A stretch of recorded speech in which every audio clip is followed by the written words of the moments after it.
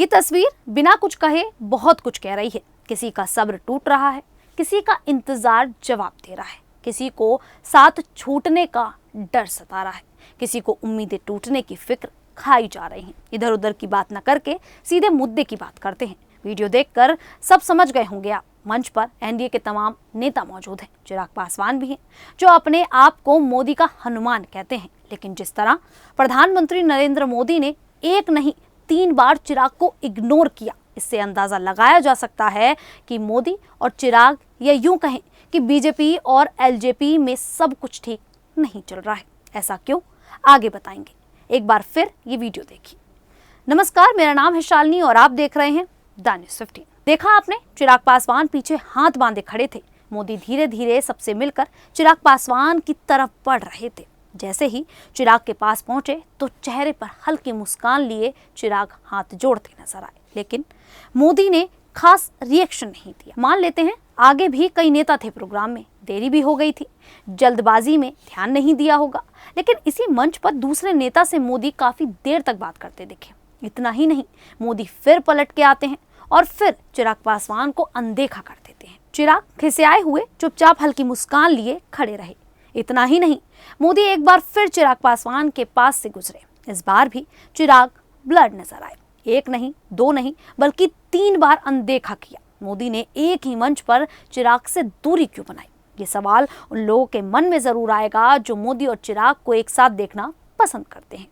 ये वही चिराग पासवान है जिन्होंने लोकसभा में 5 सीटें जीतकर मोदी को प्रधानमंत्री बनाया। जीत का मार्जिन 100% दिया, फिर भी दोनों के बीच इतनी दूरियां देखी गई। दरअसल 15 सितंबर को प्रधानमंत्री मोदी बिहार के पूर्णिया दौरे पर थे। ये दौरा बिहार के सीमांचल क्षेत्र के विकास पर केंद्रित था, जो चुनावी मौसम के लिए खास है। यहाँ उन्होंने लगभग 36,000 करोड़ रुपए की विकास परियोजनाओं का उद्घाटन और शिलान्यास किया, जैसे पूर्णिया एयरपोर्ट का उद्घाटन, नेशनल मखाना बोर्ड की स्थापना जैसी सौगात बिहार वासियों को दी। इस दौरान एनडीए के तमाम नेता मंच पर नजर आए। खास बात यह थी कि पूर्णिया से सांसद और कांग्रेस नेता पप्पू यादव भी मंच पर दिखे। इतना ही नहीं, मोदी से बात भी की। दोनों मुस्कुराते हुए भी नजर आए। लेकिन चिराग पासवान को खासा भाव नहीं दिया गया।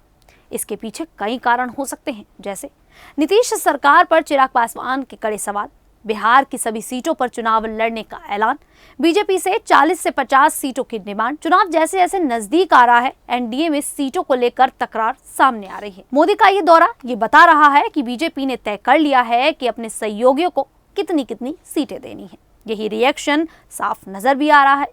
नीतीश कुमार काफी खुश दिखे, जिससे अंदाजा लगाया जा सकता है कि नीतीश कुमार को मन मुताबिक सीटें मिल सकती हैं। लेकिन चिराग पासवान के बारे में कुछ नहीं कहा जा सकता।